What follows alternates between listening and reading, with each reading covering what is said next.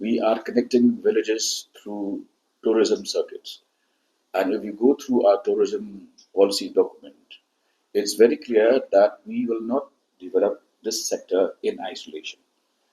For instance, uh, we are now very close to implementing this circuit which connects Umyam with Sora, which is why we are investing in five-star properties both at Umyam and at Sora in order that we also attract more high-end tourists who, with deeper pockets, will invest and spend more in Meghalaya. We speak, Shillong has already been voted as the most favored tourist destination in the country, which is a rare achievement for a state that is yet to have a completely functional airport.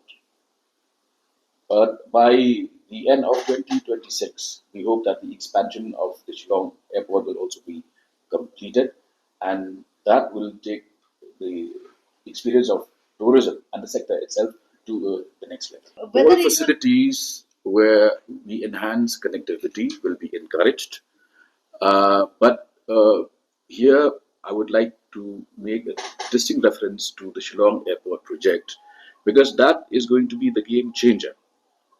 And it's even right now as we speak, the tender process has already started, and work will be awarded shortly. And the completion target is end of 2026. Umiam, Sora, Dauki, Shillong, that is yeah, that is circuit. that will have helicopter service. Including, and Mausaram as well. Our intention is that we will speed matters up.